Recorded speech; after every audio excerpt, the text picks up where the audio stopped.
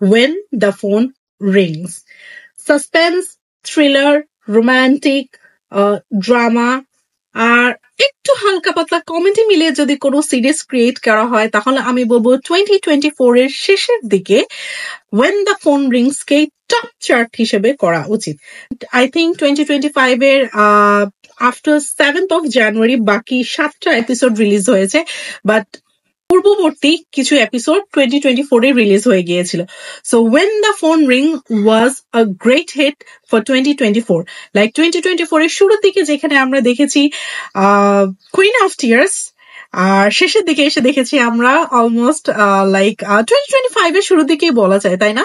এই সিরিজটা আমরা দেখলাম এবং আই থিঙ্ক এই সিরিজটা একদম হিট করেছে। সত্যি কথা বলতে থ্রিলার ধাঁচের এই সিরিজটা শুরু থেকে শেষ পর্যন্ত দেখার মুহূর্তে বিন্দুমাত্র আমার লেজিনেস বা একটু ডিজিনেস বা কোনোভাবে আমি বোরিং ফিল করিনি, বিকজ সিরিজটার প্রত্যেকটা পয়েন্টে পয়েন্টে যদি আপনারা একটা এপিসোড মিস করেন তাহলে কিন্তু লাইক 3 বছরের বিয়ের পর একটা কাপল কিভাবে, একটা হাজবেন্ড তার মিউটেন্ট ওয়াইফকে নিয়ে কিভাবে ইন্টারপ্রেটার হিসেবে লাইক পুরো যাত্রাটা, পুরো সিরিজটা বানানো হয় এবং কিভাবে একজন স্পোক্স পার্সন তার মিউট ওয়াইফকে সবার থেকে লুকিয়ে রাখে। অনেক কাহিনী লুকিয়েছে, সত্যি কথা। ফ্যামিলি ড্রামা থেকে শুরু করে প্রত্যেকটা এপিসোডে এক একটা ইন্টারেস্টিং পার্ট লুকিয়েছে। আমি পার্সোনালি এই সিরিজটাকে রেকমেন্ড করব 9 out of 10। আপনারা জলদি করে এই সিরিজটা দেখে নিবেন। When the Phone Rings এর কাস্ট নিয়ে যদি আমার কথা বলতে হয়, ইয়ো ইউন সিওক হচ্ছে মেইন লিড ক্যারেক্টার প্লে করছে, অর্থাৎ দ্য হিরোর ক্যারেক্টার প্লে করেছে। He was so damn handsome. Like কেন আমার প্রত্যেকটা হিরোকে এইভাবে সুন্দরভাবে আই থিঙ্ক একদম সুটেড বুটেড করে প্রেজেন্ট করা হয়, যাতে কিনা অন্য যারা আমাদের অডিয়েন্সরা আছে বা যারা আমাদের ফিমেল অডিয়েন্সরা আছে তারা যাতে আরো বেশি অ্যাট্রাক্টেড ফিল করে তাকে দেখার জন্য। But he was really good. তার ক্যারেক্টার সে খুব ভালো মতো প্লে করেছেন। একজন স্পোক্স পার্সন, একজন পলিটিশিয়ান বা একজন হাজবেন্ড হিসেবে তাকে খুবই ভালোভাবে সবার সামনে রিপ্রেজেন্ট করা হয়েছে। So he was really good.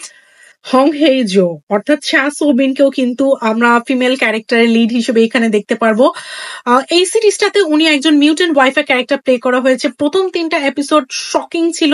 So অবশ্যই আপনারা শুরু থেকে শেষ পর্যন্ত মিস করবেন না। যতটুকু সিরিজ, যতটুকু এপিসোড আপনারা এভেলেবল যেখানেই পান না কেন এক্ষুনি দেখে ফেলবেন।